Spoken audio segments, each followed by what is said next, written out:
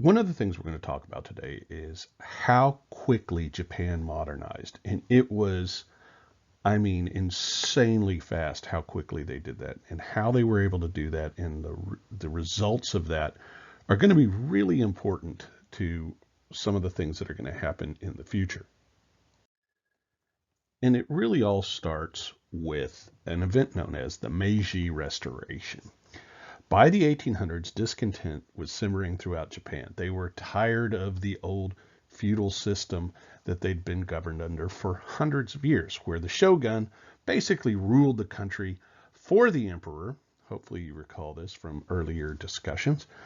The shogun, who was a sort of a warlord, ruled the country really, uh, while the emperor did ceremonial things. And then under the shogun were the daimyo, the lords, and then serving them were the samurai. But there were a lot more peasants than there were anything else, and they were getting really kind of sick of this setup. And so, how does the government react? Well, they respond by trying to go even more old school rather than to modernize. And that's fine until in the 1850s, the United States forces Japan to grant trading rights and starts pushing unequal treaties on Japan. And that's based on the fact that we have a big fleet of modern ships and modern armed troops, and the Japanese don't. And they see that and they see their relative weakness and they don't like it. Now, some Japanese are going to strongly criticize the shogun for not taking a strong stand against foreigners, and this uh, deepens the social and economic unrest, the dissatisfaction with the shogun, and so the daimyo and the samurai will overthrow the shogun and restore the emperor to power. And this is known as the Meiji Restoration. And it starts in 1868. It's called the Meiji Restoration because the emperor at the time was Emperor Meiji.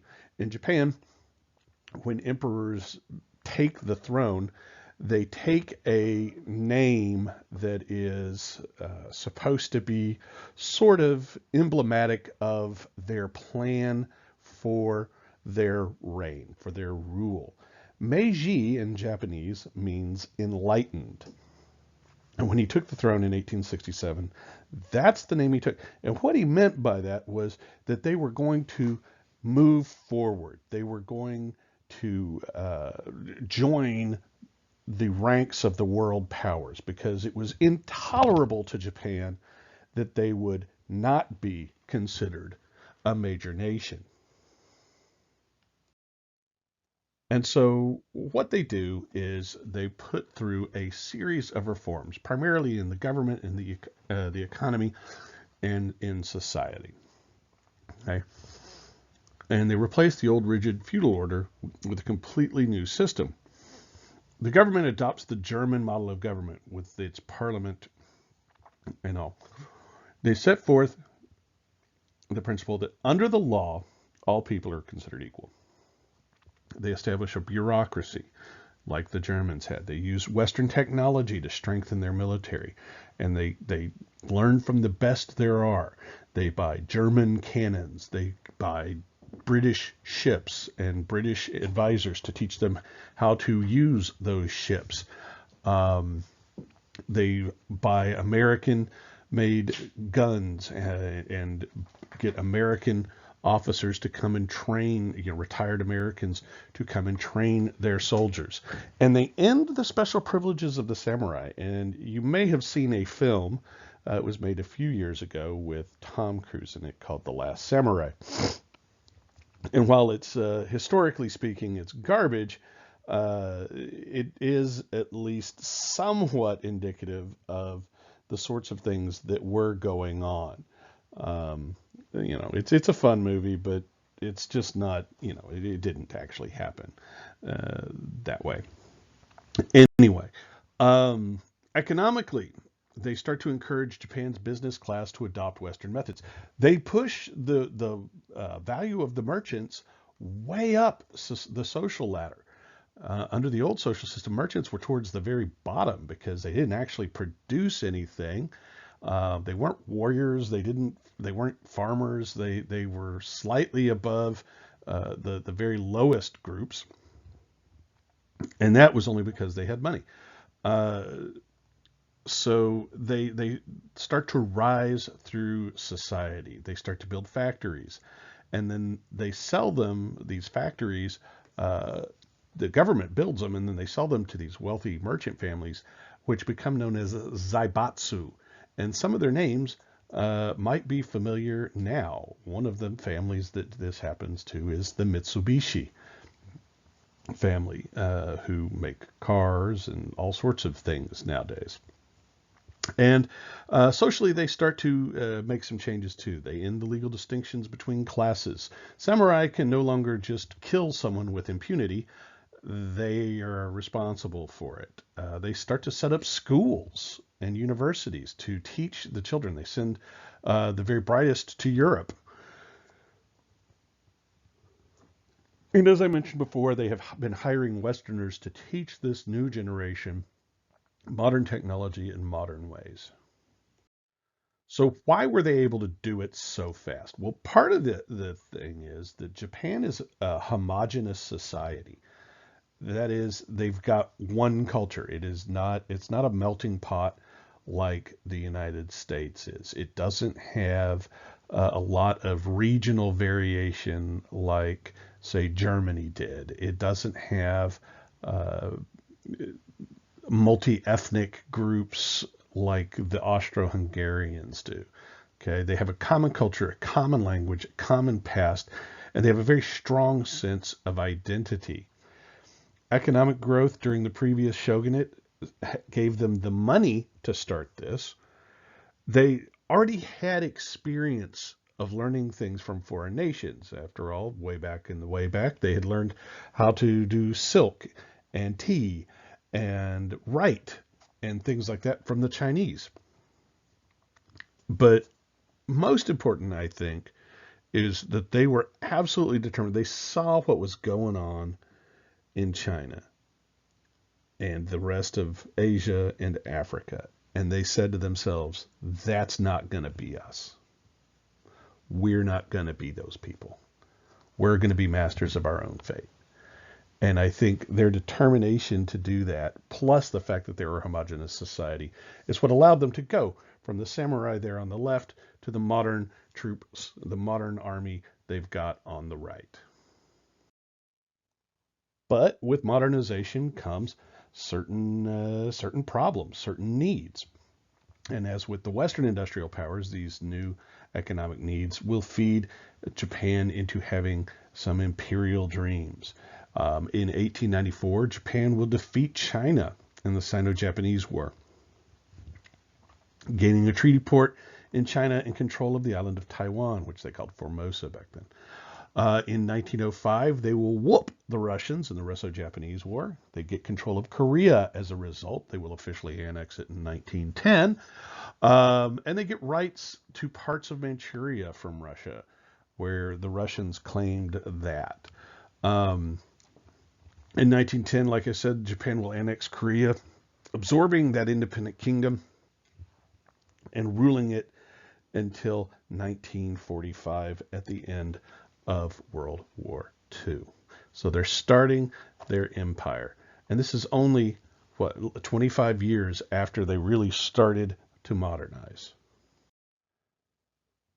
Let's move on to Southeast Asia and the Pacific. There's a really interesting thing that happens in one part of Southeast Asia, and that is that they're never conquered by any of the European powers, which is unusual because most places that were of any value, and the place I'm thinking of was, they got took over. So it's interesting that one place did not. This map shows the reasons why people from the industrial countries were interested in an empire in Southeast Asia and the Pacific. Specifically, things like coffee, rice, timber, fruit, rubber. Rubber was huge. It was only a naturally occurring substance at the time. They had not developed artificial rubber from like petroleum and plastic product, basically. And tin, which is useful in a variety of industrial processes for the creation of many different alloys, including brass. And so much like in Africa, you'll see European nations gobbling up Southeast Asia and the rest of Asia, just like you had seen it in other places. For the same reasons: raw materials, new markets, Christian converts, money more than anything else, obviously. But by the 1890s, Europeans controlled most of Southeast Asia. And just like in Africa, they're going to introduce modern technologies, expand commerce and industry, set up new enterprises, new businesses, employ people, build harbors and railroads, schools, postal service, all of those things, which are pretty nice, hospitals and such. But the changes that they make, just like in Africa, are going to benefit the Europeans way more than they're going to the people of Southeast Asia. So while a bunch of Southeast Asians got jobs, the real wealth in raw materials and things is flowing out of their country. So there's exactly one country in all of Southeast Asia that manages not to fall under the direct control of a European power, and that's going to be Siam. If you're not sure you've ever heard of Siam or know where Siam is, here's a hint. It's called Thailand now. Anyway, and a lot of it has to do with this fellow right here. His name is King Mongkut, and he ruled from 1851 to 1868. And he's the guy that got Siam started on modernization. He brought in people. He did a lot of things kind of like the Japanese did. Excuse me. He did things a lot like the Japanese did. He hired experts from other countries to come and help. He focused mainly on the British. Siam was forced to accept some unequal treaties. Okay, there was no getting around that. They had to do things like grant extraterritoriality and things, but they don't get taken over. And he balances them off one another. Both Britain and France believed that it was a good idea to have Siam there because it was a buffer between their two main colonies in the region. That would be British India and French Indochina, better known now as Vietnam. And so having Siam there as a neutral zone between them kept them from having any friction of sharing a border, because we know the British and the French have never really gotten along all that well. By the early 1900s, Britain and France will both sign treaties guaranteeing the independence of Siam. If anybody attacks Siam, not if Siam attacks them, but if anybody attacks Siam with the objective of conquering the nation and making it part of their nation, then everybody else goes to war with you.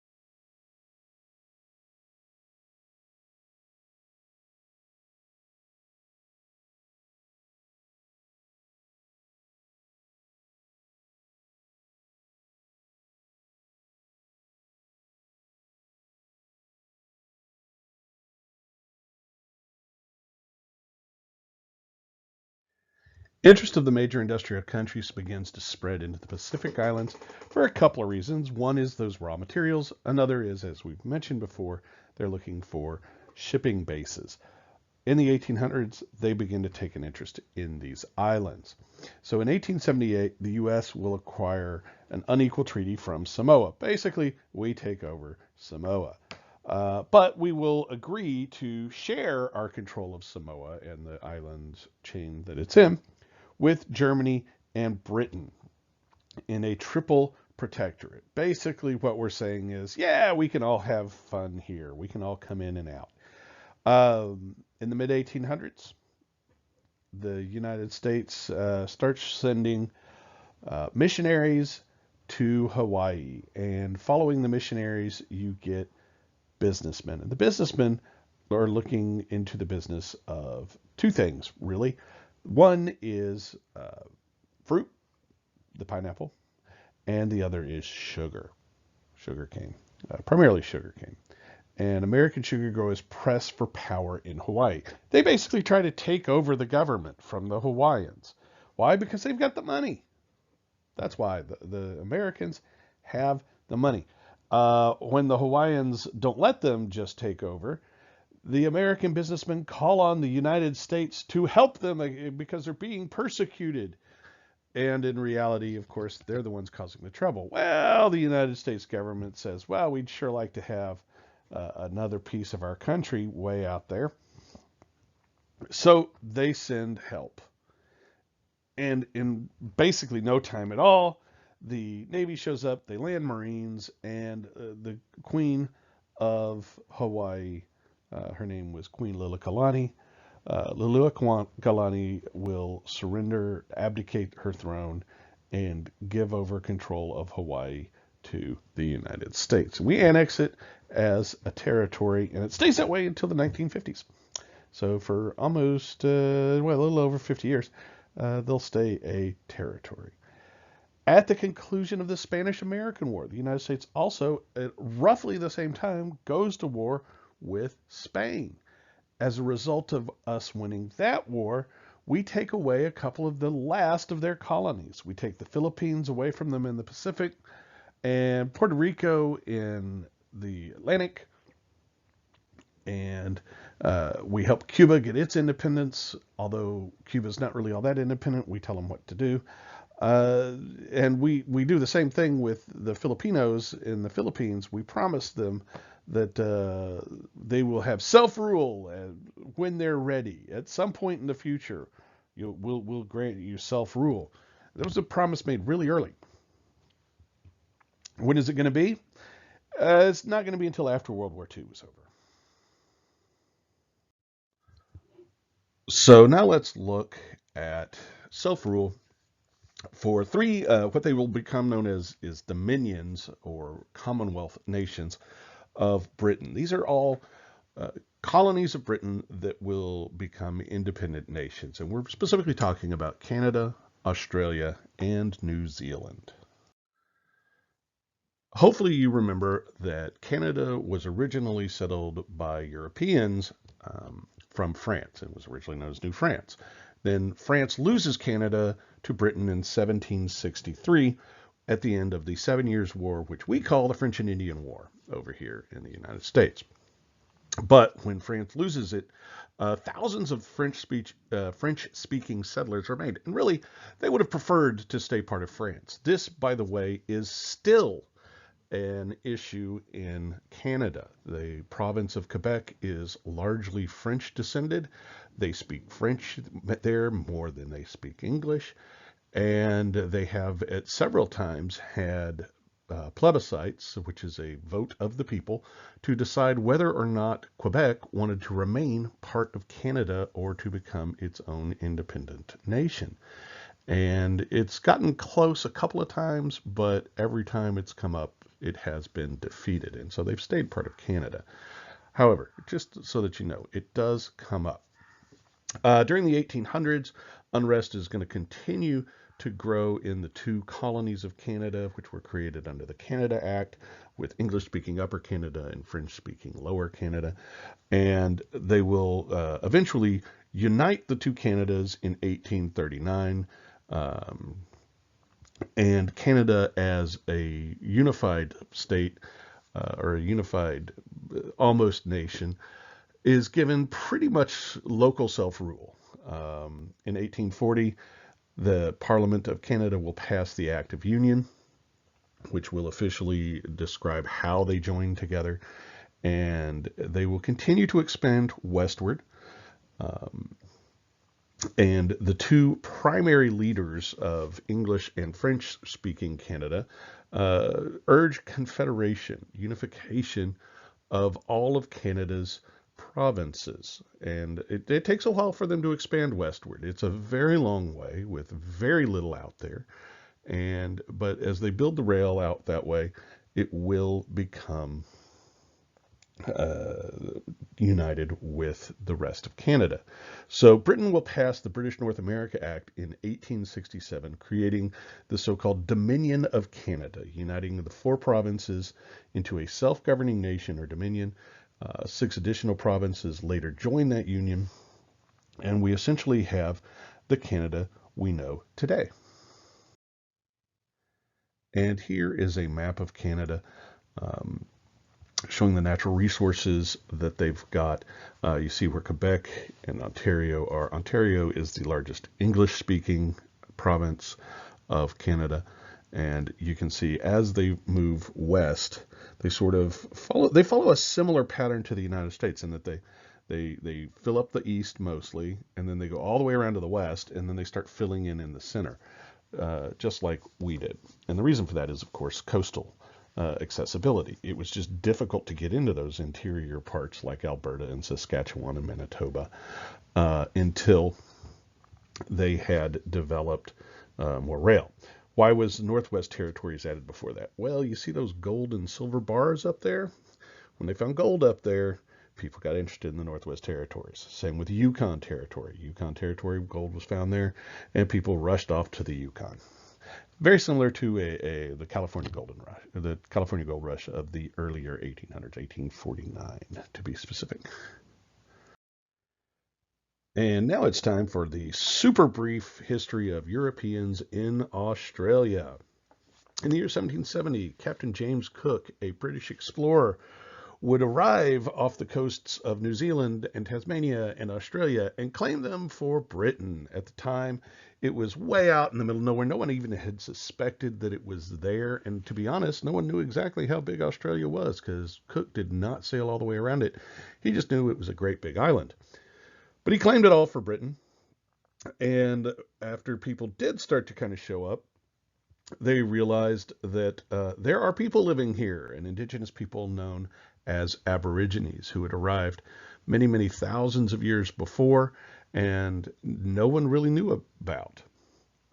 And they developed a bit differently from the rest of the world because they were cut off. Just like most of the wildlife there developed very differently from the rest of the world because Australia was so remote that they didn't have a lot of crossover and speciation going on. And so you get some really unique critters in Australia. And like everything there wants to kill you. Everything is dangerous in Australia.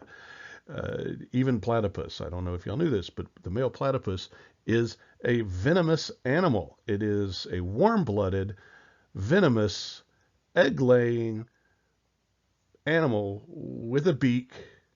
And yeah, but it gives milk. They're just the weirdest critters. They're God's little joke on Darwinism, I think. Uh, but anyway, so it's not a real popular place for people to go to at first. As a matter of fact, it's so unpopular that they make it into a penal colony starting in 1788 and start transporting prisoners there. Instead of putting them in prison in Britain, they ship them off to Australia, where most of them never return. Uh, by the early 1800s, Britain has started to encourage free citizens to emigrate to Australia, largely by giving land grants. And as the newcomers start showing up and taking over more and more land, they start to come more and more into conflict with the Aborigines, whom they then fight and begin to exterminate. Not a particularly bright chapter in British history, much like the American history with our natives, indigenous population. In 1851, a bit of it changes. They find gold in eastern Australia, and like always happens when gold is found, a large number of people go rushing there. This turned out to be bad for the Aborigines because, well, now there's a whole new area of Australia that white settlers are pouring into and pushing the Aborigines out of.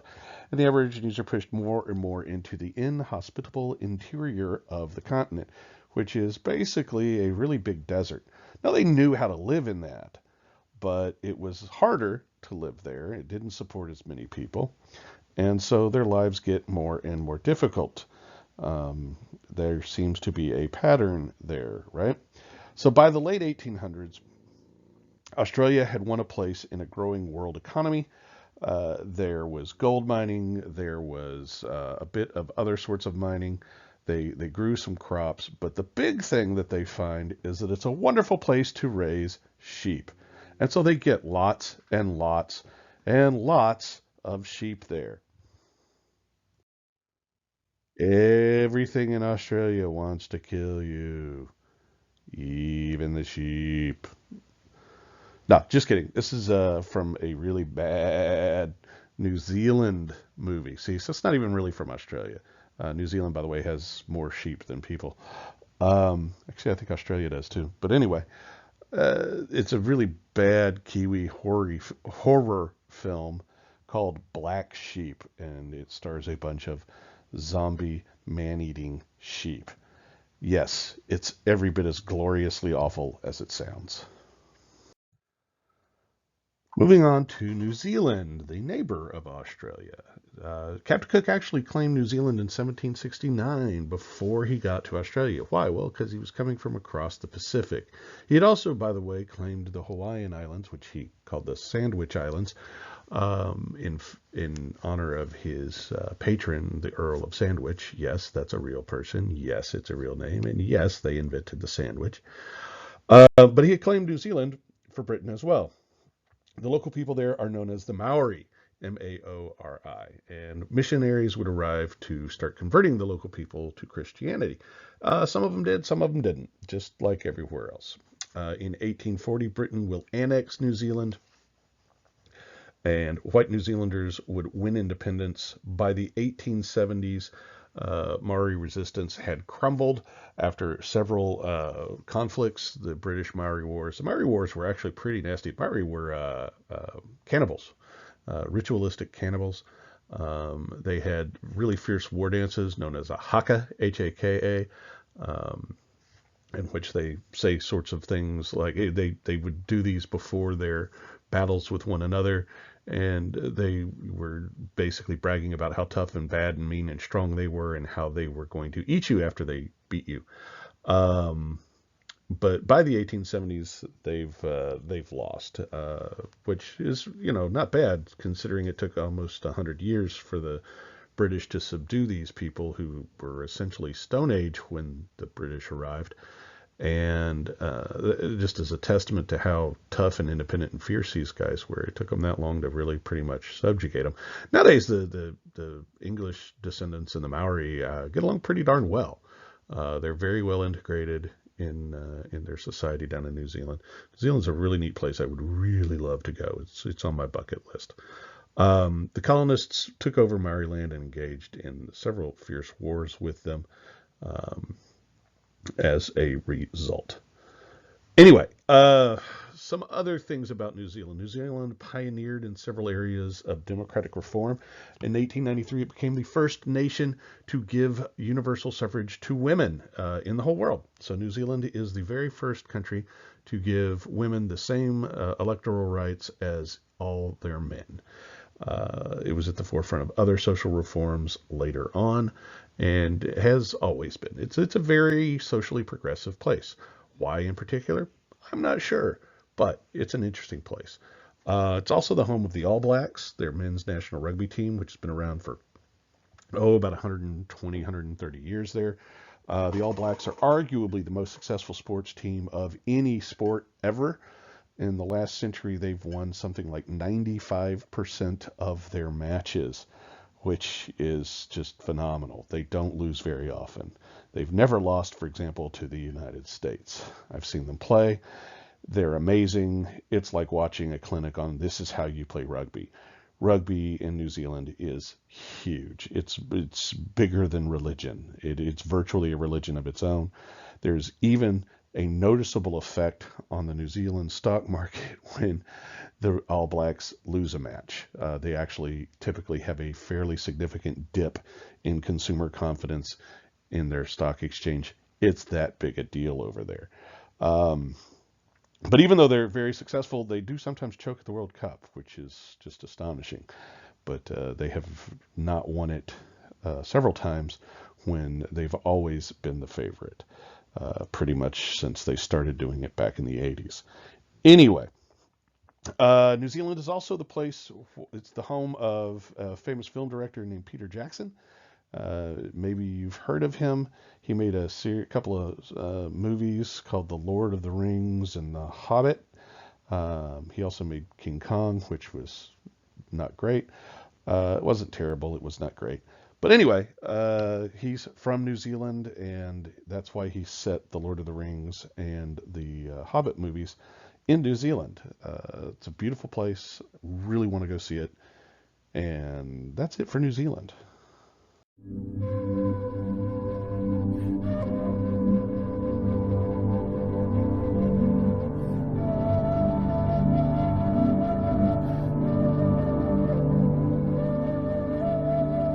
Kamote, kamote, kaora, kaora.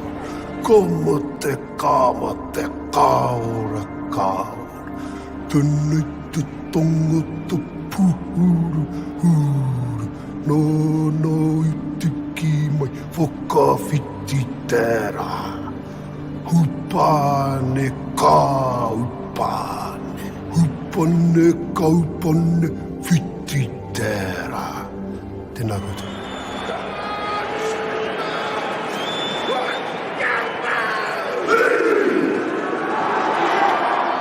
To know and understand this haka kamate is to know and understand its composer, Te Rauparaha. He was born into a life of turmoil. His people had suffered a great defeat. He faced just about extermination as a people, our Ngāti Toa people. We became one of the smallest tribes in this country, and so Te Rauparaha's ancestors have a long history of being placed under adversity. And so this haka kamate, it's talking about the triumph of life over death. And so that haka today has survived hundreds of years, and it is still performed by the national rugby team, the All Blacks, whenever they take on any nation in rugby. As a kid, you just grow up and you do it. I think you're just expected to know that everyone knows the haka when it comes to game day. I learned it probably when I was at primary school. It sort of becomes second nature. A lot of kids growing up as young boys in New Zealand always practice the haka and wish one day they get an opportunity to do it. So for us sitting here to be able to perform the haka before we play in the All Black jersey is pretty special. Well, just like Ngāti Toa, Aotearoa, New Zealand is a small country. And so when we go out and face these countries that are 3-4 times larger than ourselves, we strive to survive and uphold our own selves, our mana, our integrity. Anyone that represents this small country, they do it with immense pride. And that's what this haka gives them. You know, we're really proud of our heritage, and when we do the haka together, it's a chance for us to look along the line, see our teammate, and really connect with the man next to us. The All Blacks have been performing the haka for well over 100 years now, so it's part of being an All Black. Spiritually, gaining strength from the guys beside us, from the ground that we stand on, getting that positive energy going, and the people that have worn the jersey before or performed the haka in the past is something that's pretty unique and always something that we can fall back on to draw strength from. Anyone that makes that All Blacks team, when they take that field, doesn't matter who it is, they are going to achieve their goal or they're going to die trying. Ka mate, ka ora. We're united as a team when we perform the haka, and nothing's going to stop us. We're always going to perform the haka, no matter what's put in front of us. It's our cultural heritage, issuing a challenge, celebrating in victory. It's as important as our national anthem. The pūkana is the act of defiance, which is exhibited by the protruding tongue. So when you see the All Blacks pūkana at the end of the haka, that's them telling you, bring it on.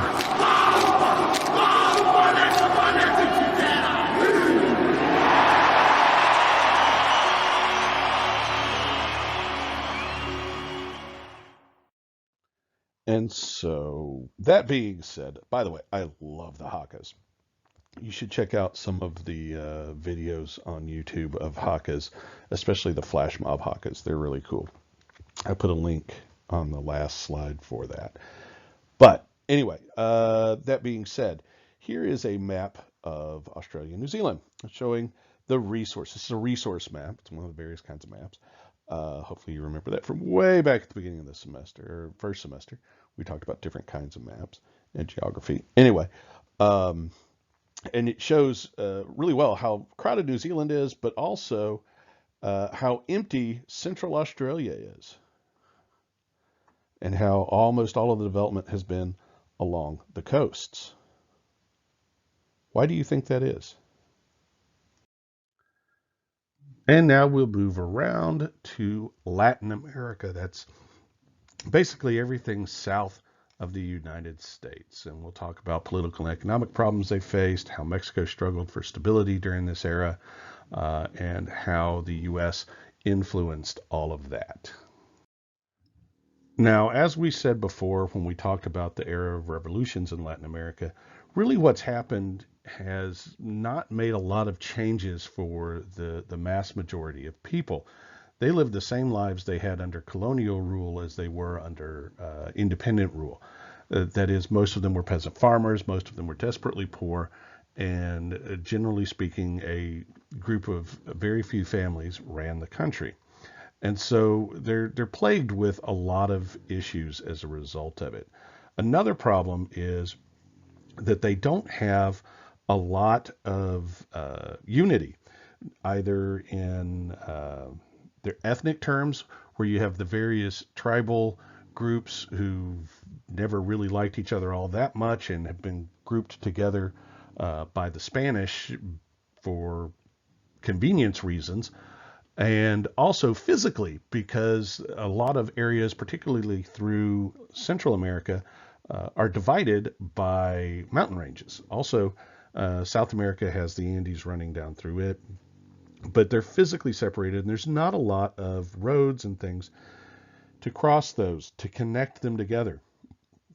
And so these new nations are weakened by regionalism, which is basically where people are loyal to their local area, to their particular part of the country, and they really don't care about the rest of the country very much, because they don't really identify with them, and they don't see the problems of, for example, if you were on the Pacific coast of Costa Rica, you didn't really see the problems of the people on the Atlantic coast as being a problem for you. What we see happening is that Latin America is economically dependent. This is when a less developed nation exports raw materials and commodities to industrialized nations, and then imports manufactured goods, capital, and technological know-how. And it's an unequal trade because one is more valuable than the other. And the wealthier nation can control those prices and the terms of the trade, and it keeps the less developed nation in that subordinate position.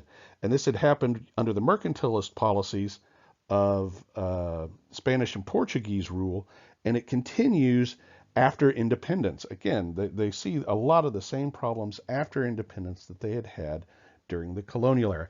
The main thing that changes is, who do they depend on? And for Central America, that's largely the United States. For South America, that's largely the United States and Britain.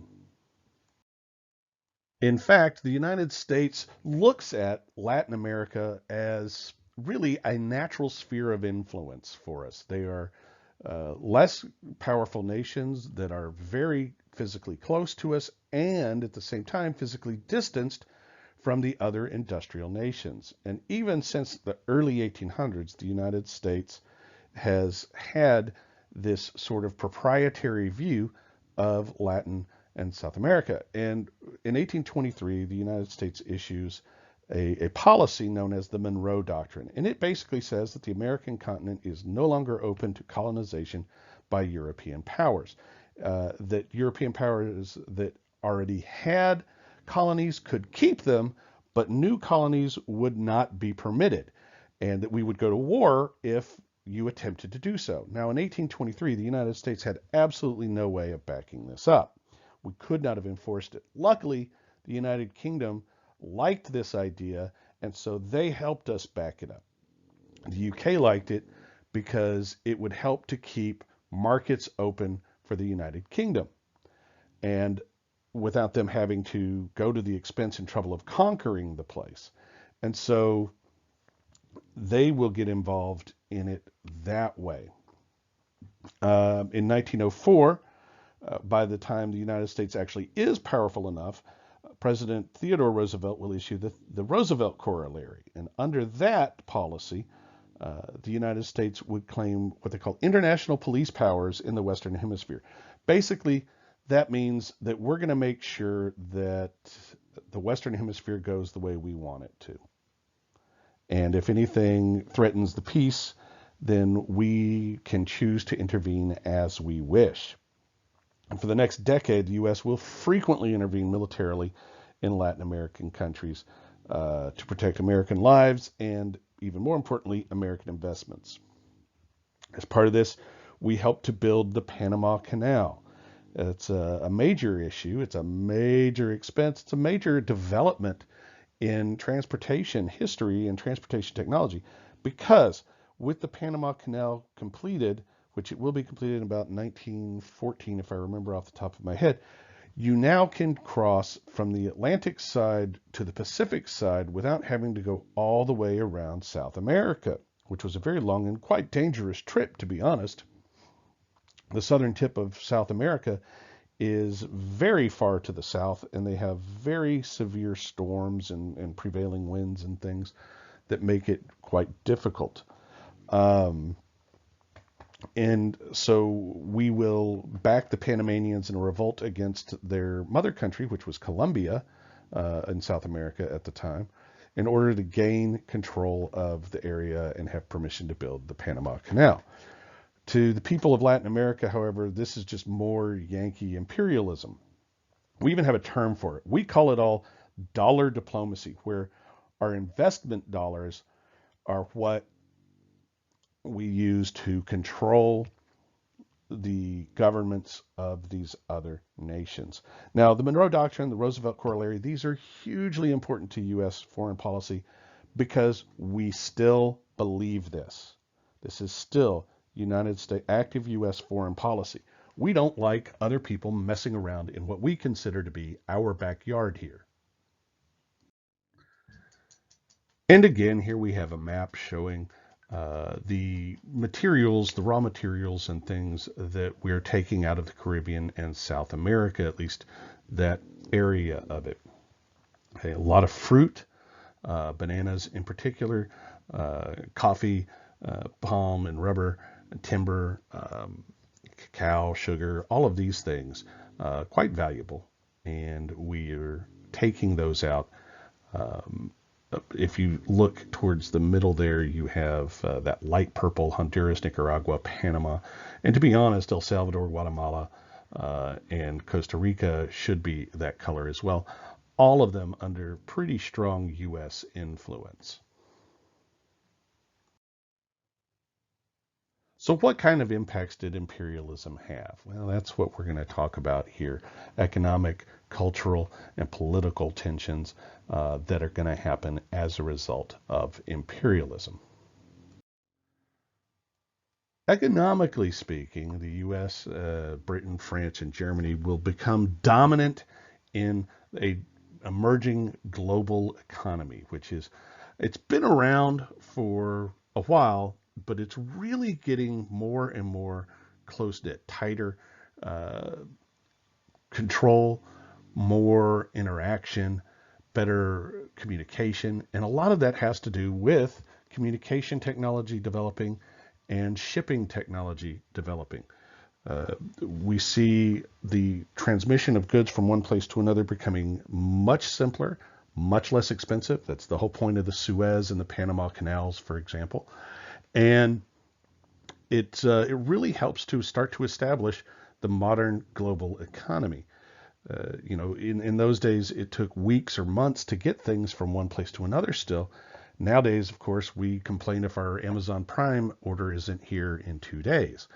But it's really becoming more of a system that's going to be interlocked, and it is dominated at that point by the US, Britain, France, and Germany. Colonial rulers are going to start introducing a money economy in a lot of places, replacing the still existing barter system. You start to see traditional economies getting disrupted. People who were, for example, weavers in India, they simply couldn't compete with the inexpensive nature of machine-made cloth. Hand-woven cloth was just more expensive. It took a lot more time, and so you had to pay more for it. And so it actually at one point becomes cheaper to buy a shirt made in the United Kingdom, in England, if you're from India, than to buy one made in India, because you grew the cotton in India, shipped it to the UK, they took it, used their machines, turned it into cloth, made shirts out of it, and sent it all the way back, and it was still cheaper than doing it all at home. And so you start to see disruption of these traditional economies. And you also see local economies because of that. You see very few people becoming weavers. Right? They can't make any money at it because people are buying the cheap cloth and shirts and things from the UK. So now they have to find some other work. If they're able to do so, that's great. But it also means that now they're one less step self-sufficient. It used to be that India provided all the clothing it needed for its people. Now they could not, because they simply didn't have anybody that was trained to do it any longer. After a few decades, that skill is gone. And so the local economies that had once been self-sufficient now become even more dependent on those dominant industrial powers. Culturally, of course, we're also going to see a lot of impacts. As Westerners conquered these other places, they pushed the subject people to accept what they thought of as modern ways. And by that, they meant the ways of the people who conquered. Western ideals, Western political concepts, Western government, Western technologies, Western medicines, Western culture were expected to be adopted. Among other things, their languages. Because the UK at this point, by the late 1800s, is the dominant empire. They have the biggest commercial empire. They are the most widespread. English becomes an extremely widespread language, and English becomes something of a international language. It becomes sort of the standard language of business, because so many people conduct their business in English, and that's still true today. English is also, for example, the language of airlines, of flying. If you want to be an airline pilot, you must speak English, because air traffic control always speaks English. Now, if you're, say, in China and flying a Chinese airliner and within China, would you be discussing in Chinese with the local air traffic controllers? Possibly. But in order to become an air traffic controller, you have to be relatively fluent in English, because planes from any place that don't speak one of the dialects of Chinese are only going to be speaking English to you. And so in order for you to give them proper direction, you must understand the English and return it to them. And it's just a matter of this widespread conquest and cultural impact. Many non-Westerners actually even come to believe that the Western ways are superior to their own. Why? Well, if they weren't, they wouldn't have been able to beat us, would they? Which makes a sort of logical sense. It's not always true, but they do become widely believed to be the best ways of doing things. We impose our calendar on most other peoples, for example. And so Western culture is definitely going to spread around the world. It's part of why Hollywood movies spread so far and wide. It's part of why British-made and American-made goods are so widely available. It explains a lot of things that are currently true as well. Last but not least, all of this imperialism is creating new political tensions. While they had gotten together and sort of carved up Africa and had sort of carved up China and made agreements between each other, the European powers still aren't real happy about how things are. By the early 1900s, Western educated elites in Africa and Asia are starting to organize nationalist movements. They want to end colonial rule and take power back into their own hands.